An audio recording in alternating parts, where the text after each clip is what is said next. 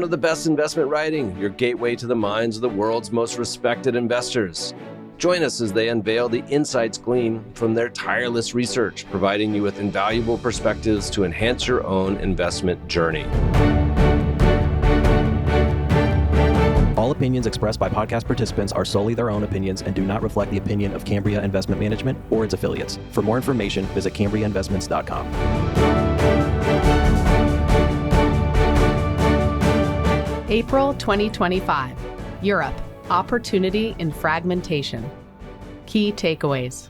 Despite its weaker historical growth relative to the U.S., Europe offers compelling investment opportunities for flexible capital providers because of its market fragmentation, lower valuations, and less crowded capital markets. Even amidst the elevated uncertainty around tariffs and the prospect of a global trade war, we believe the underlying factors that make Europe an attractive market remain.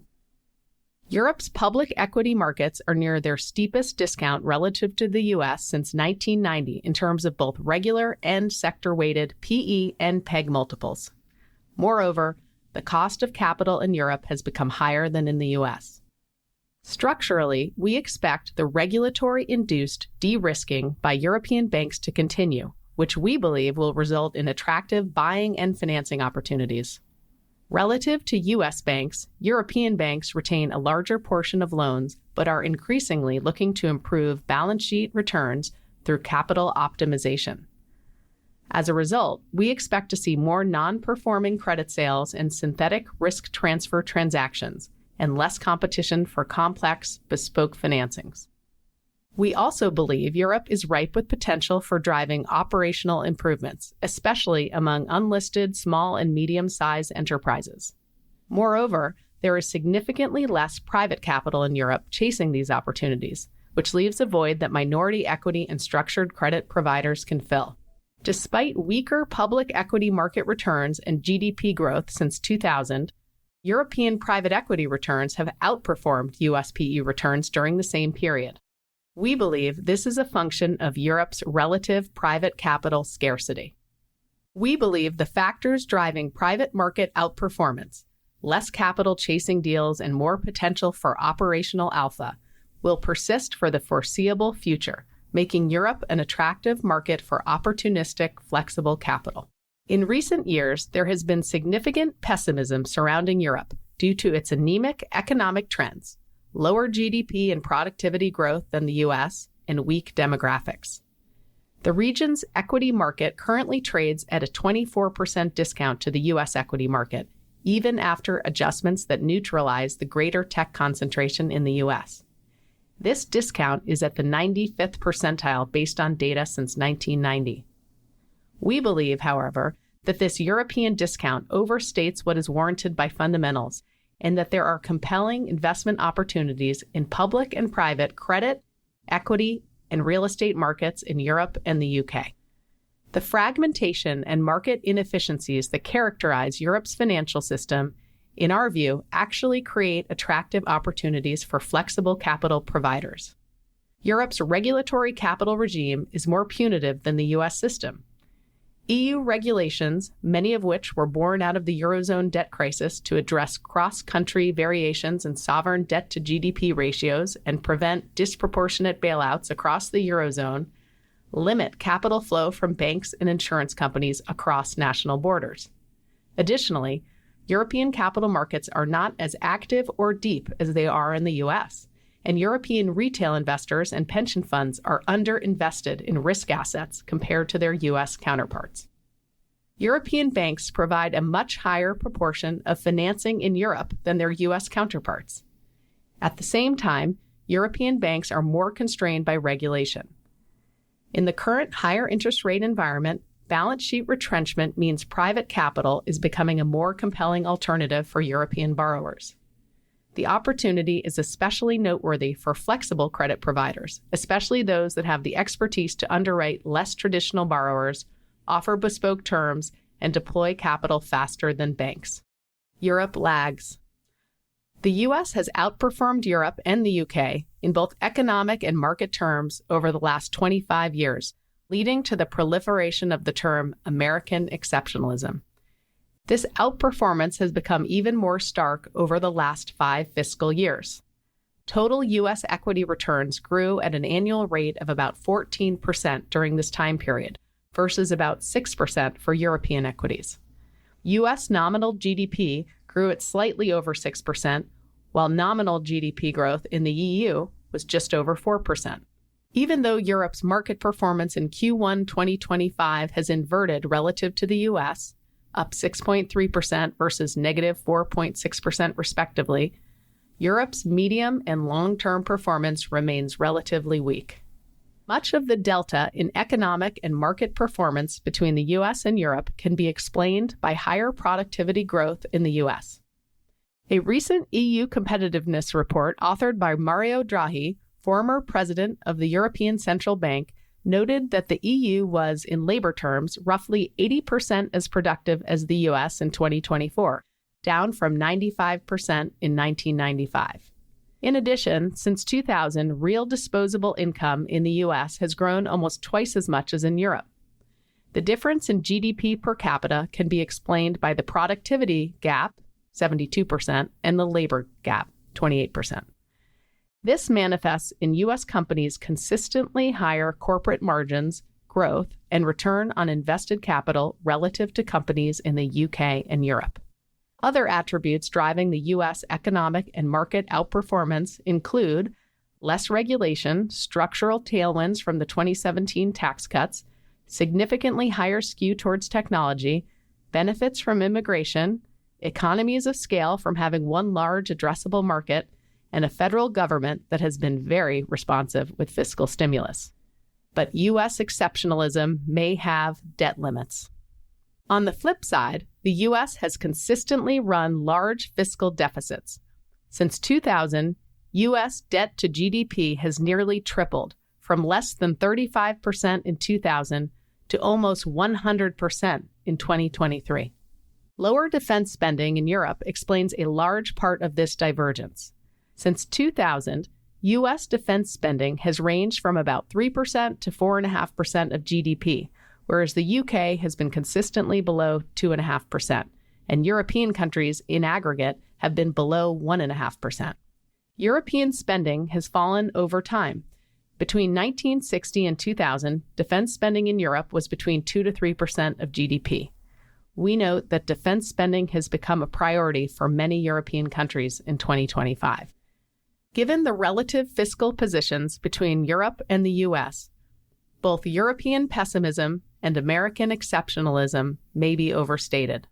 Hoover Institution historian Niall Ferguson posited in his white paper titled Ferguson's Law that any great power that spends more on debt service than defense risks ceasing to be a great power.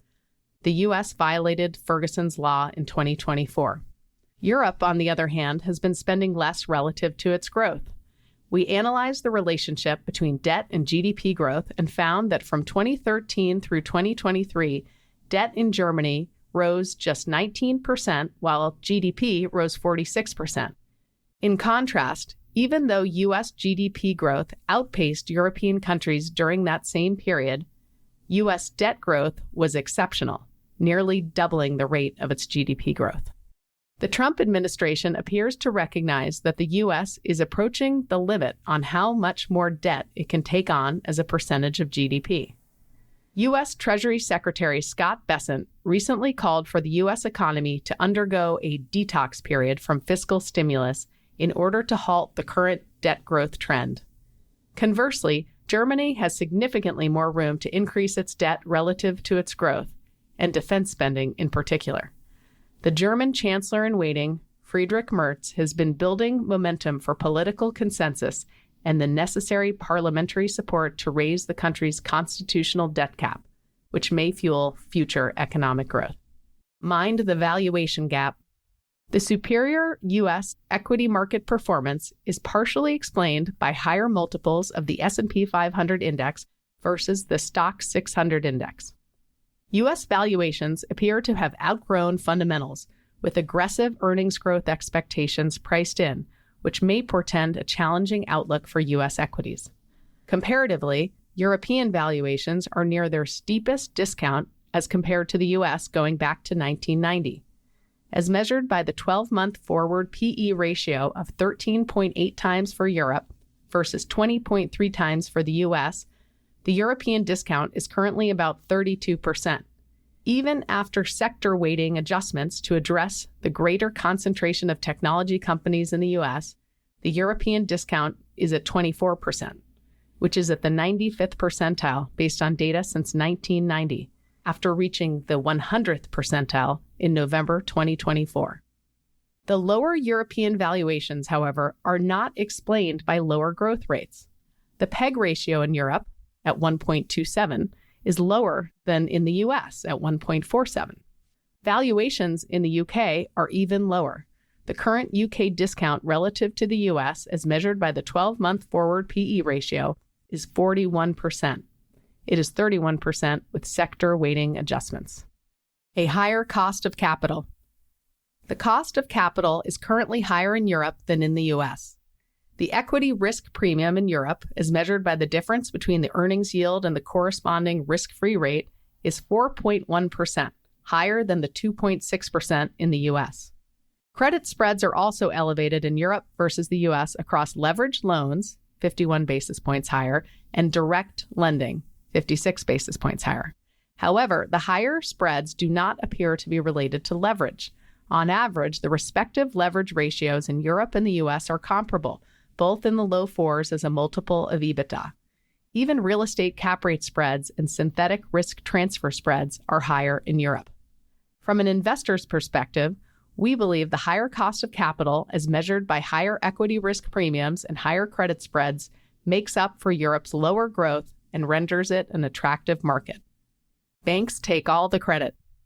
Europe is a bank-led financing market. European banks provide 74% of non-financial corporation credit.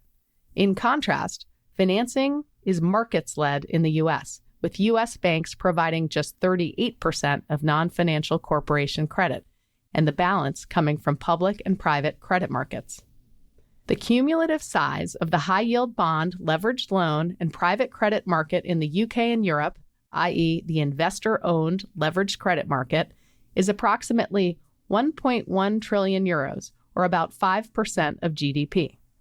The equivalent U.S. market is approximately $3.5 trillion in size and about 12% of U.S. GDP. To put these two investor-owned leveraged credit markets in perspective, the European market is 34% of the U.S. market in nominal terms and about 42% in GDP terms. Europe's more bank-led financing market is in part due to differences in the regulatory regime.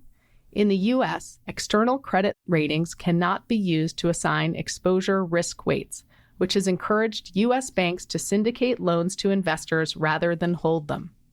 The net effect of this limitation is that bank lending in the U.S. is more capital intensive than it is in Europe, where banks generally retain the loans they provide. We believe this has also contributed to the growth of the U.S. private credit market. Despite European banks' dominant role as credit providers, they are constrained by the regulatory environment, which limits their ability to extend credit to smaller businesses, riskier segments, or more complicated underwrites. For example, a European bank in one jurisdiction might not extend credit based on collateral located in another jurisdiction, or a bank that specializes in asset-backed lending might not factor into its underwriting a borrower's operating cash flow or intangibles, thus offering insufficient credit to the borrower despite significant value coverage. In our view, these types of limitations create white space for alternative capital providers that can provide hybrid solutions. Takeaway for investors: the bank-seller dynamic in Europe. European banks hold a disproportionate amount of corporate credit, but due to regulations and associated capital charges, will sometimes exit situations that become challenging. This creates opportunity for credit investors that have experience with navigating restructuring processes in local jurisdictions, as well as the ability and willingness to structure transactions that could result in owning equity post-restructuring. Spotlight on Atos. Atos is a French-listed leading European IT services company that specializes in infrastructure, big data management, cloud, and cybersecurity, with 9.7 billion euros of revenue and 333 million euros of EBITDA in 2024. Facing an unsustainable capital structure with nearly 15 turns of gross leverage, disappointing operating performance, and a costly yet incomplete separation of its two main businesses, Atos entered French conciliation proceedings in March 2024. The Atos capital structure consisted of a mix of revolver, term loan, and bond debt. The holder base varied dramatically across the different debt types, with the revolver and term loan primarily held by banks and the bonds primarily held by investment firms. Because new money was required as part of the restructuring process, some of the legacy banks either chose not to participate or were unable to meet the expedited timeline, thus foregoing attractive economics and features such as elevation rights on existing debt. As a result, other holders in the same group as the banks received a higher allocation of new money and the associated elevation rights than members of the bond group, which did not benefit from a similar bank dynamic. In our December 2024 white paper, The Tides of Credit, Opportunity and Dispersion, we discuss the dispersion or very different paths and outcomes of recovery that exist within a single capital structure as a result of a liability management exercise followed by bankruptcy. Similarly, Atos exemplifies the ways in which bankruptcy recoveries can vary dramatically depending on whether creditors participate in new money financings. In the case of Atos, recoveries on the legacy debt based on quoted markets ranged from single-digit percentages for legacy debt that did not participate in the new financing to the 30s to 40s for legacy debt that participated. And because certain banks did not participate in the new money, some creditors had the ability to participate beyond their ratable allocations, further boosting recoveries.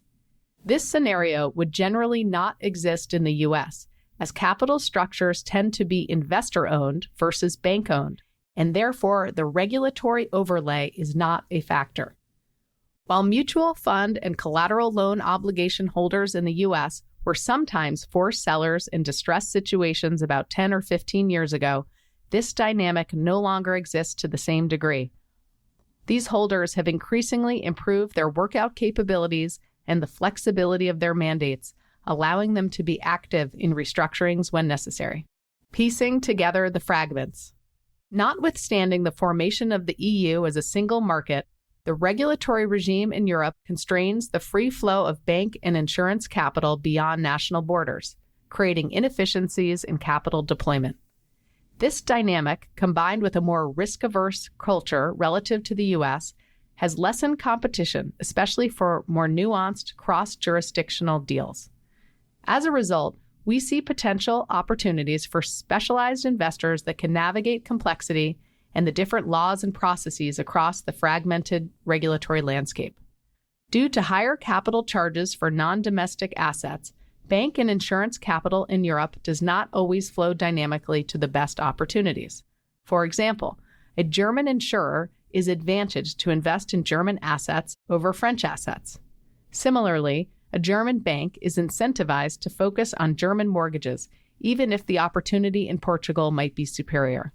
Data from the European Insurance and Occupational Pensions Authority shows EU insurance companies' home country bias as they favor domestic government bonds, equities, and real estate in their investments.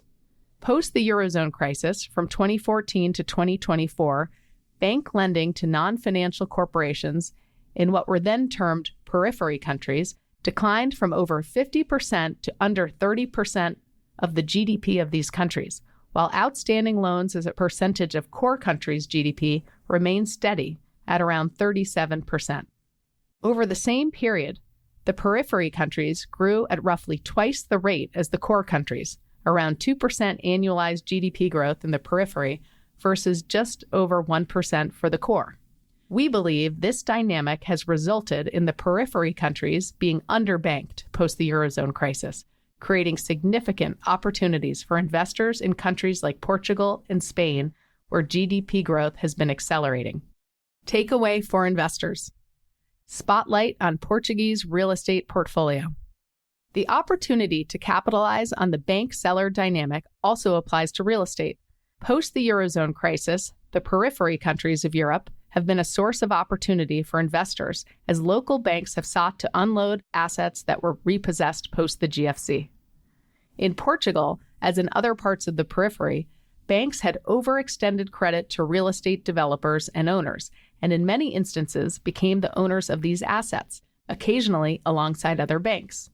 We characterize assets in these situations as orphan assets because the holder is not a typical owner and might not be willing to invest capital to maximize the asset's value. Starting in 2020, a syndicate of Portuguese banks sought to unload a large portfolio of both hospitality and residential assets located primarily in the Algarve, a prime leisure destination in southern Portugal. In addition to its natural beauty, the coastline location benefits from low relative cost, low crime rates, consistent sunshine, English proficiency, solid flight volumes, and the infrastructure and amenities to support further development. This portfolio sale represented the largest of its kind in Portugal's history and stands out because of the high-quality, well-located assets that its owners were unable or unwilling to optimize. The combination of the portfolio's diverse asset mix and its large size, as well as the challenge of complex negotiations with a consortium of banks, which limited the universe of potential buyers, contributed to an attractive valuation. We believe this opportunity is representative of the ways in which banks can become unnatural owners of assets and, in turn, sellers of orphan assets to more opportunistic investors who have the patience, capital, and experience to navigate complex transactions. A more securitized tomorrow? Another example of Europe's less robust capital markets is its considerably smaller securitization market. In 2024, issuance accounted for just under 1% of GDP in Europe, compared to almost 5% in the US. As a corollary, the life insurance industry in Europe and the US are of comparable size, but the European life insurance industry holds less than 1% of investment assets in securitizations, while U.S. counterparts hold 17%. The Draghi report noted that securitizations could, quote, act as a substitute for lack of capital market integration by allowing banks to package loans originating in different member states into standardized and tradable assets that can be purchased also by non-bank investors, end quote. Securitizations can help banks transfer risk, free up capital, and increase lending capacity and velocity. In fairness, part of the explanation for the differences in size of the securitization markets is attributable to the two regions' different mortgage markets. In the U.S., agency mortgages comprise the vast majority of the securitization market. They are guaranteed by government-sponsored enterprises, Fannie Mae, Freddie Mac, and Ginnie Mae, and benefit from an implicit government guarantee. In Europe, the covered bond market acts as a replacement for mortgage-backed securitizations. Covered bonds allow banks to sell bonds backed by both a pool of mortgage assets and a bank guarantee for very low spreads. These covered bonds are sold primarily to insurance companies and pension funds, but by retaining the guarantee, European banks are unable to fully transfer the risk. Interestingly, post-GFC, the covered bond market in Europe has grown while its securitization market has shrunk, in part due to capital charges that disfavor securitizations. Lastly, with the implementation of Basel III, we believe European banks will continue to look for capital relief. One solution is the SRT securitization, which frees up regulatory capital by transferring the risk of a tranche of a loan portfolio to another investor. SRT transactions have been more prevalent in Europe than in the U.S. Many banks across Europe are deploying SRTs as a strategic tool to optimize capital efficiency, whether to navigate ongoing capital constraints that limit lending to key customer segments or to support strategic acquisitions, as highlighted in our spotlight example of Attica Bank. SRT issuance in Europe was 156 billion euros in 2024, up from 77 billion euros in 2021.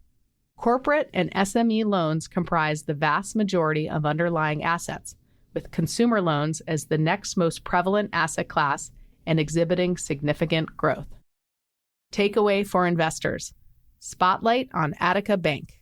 Even in the more esoteric world of structured products, the same bank seller dynamics exist. Banks are often looking to sell non-core assets or execute SRTs in order to free up regulatory capital.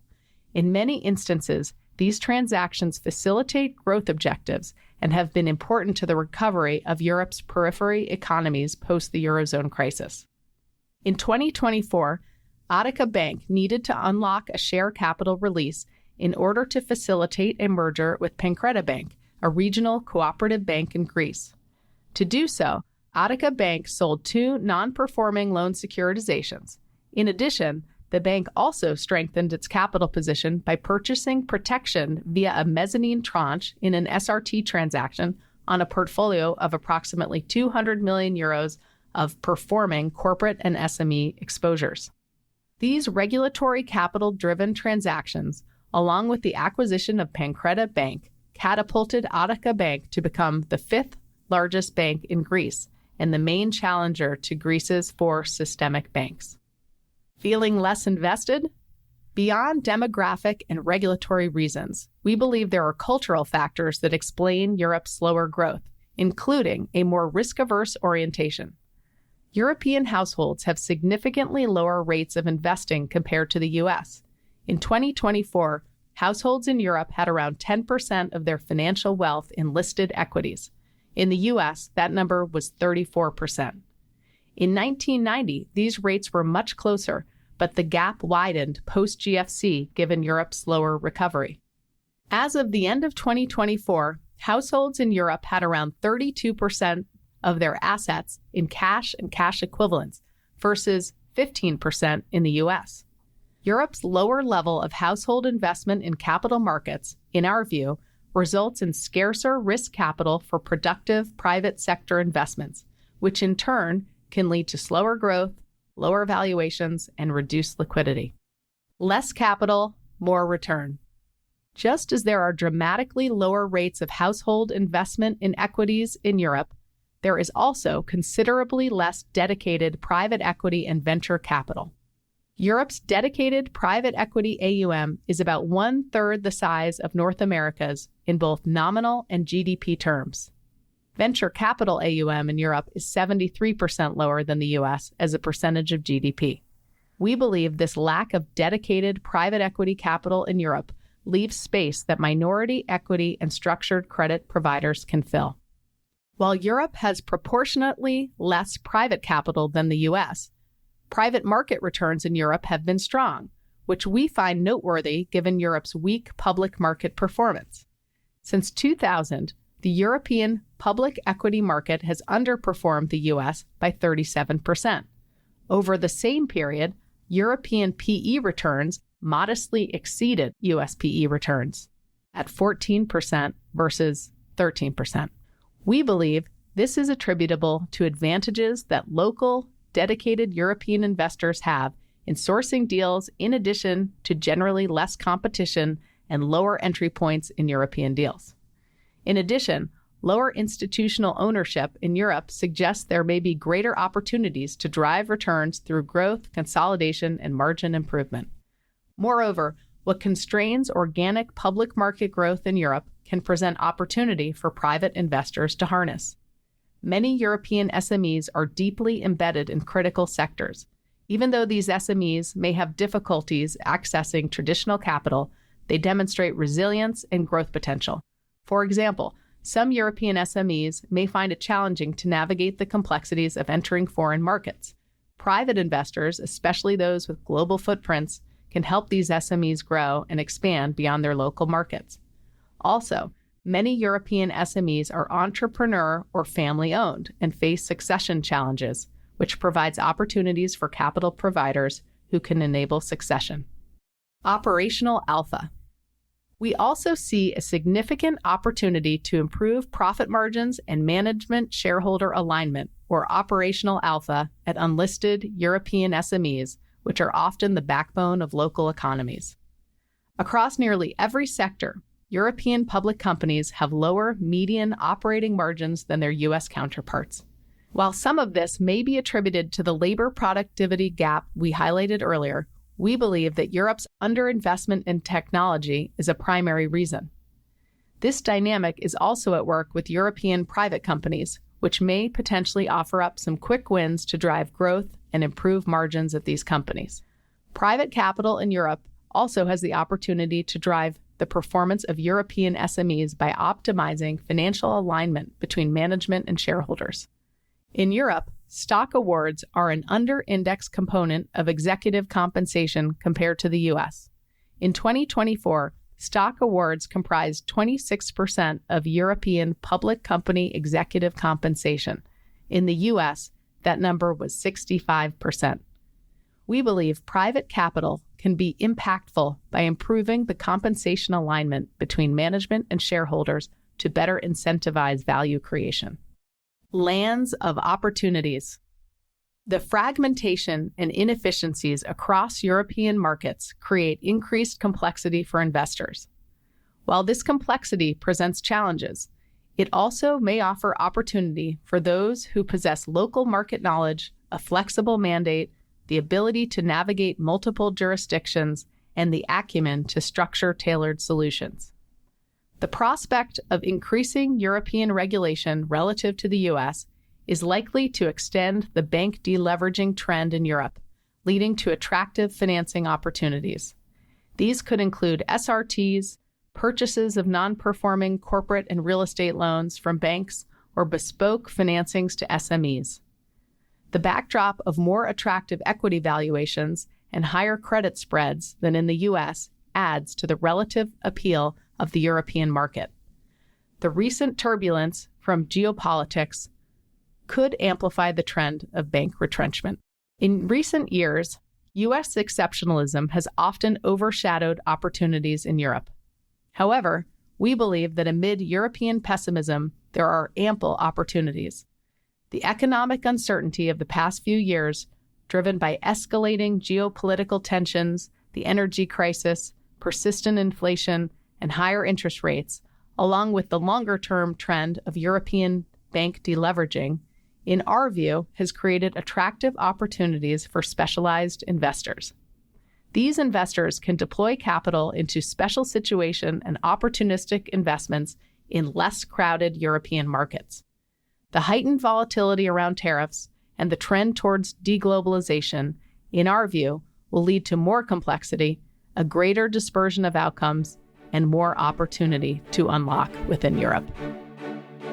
This podcast and linked white paper are educational in nature only and do not constitute an offer to sell or a solicitation of an offer to purchase any securities, including any interests in any fund, investment vehicle, or product managed or sponsored by Davidson Kempner or its affiliates. This podcast and the linked white paper are not intended to provide investment advice, and they should not form the basis for any investment decision. All asset classes and markets discussed in this podcast and the linked white paper have material risks, including the loss of principal.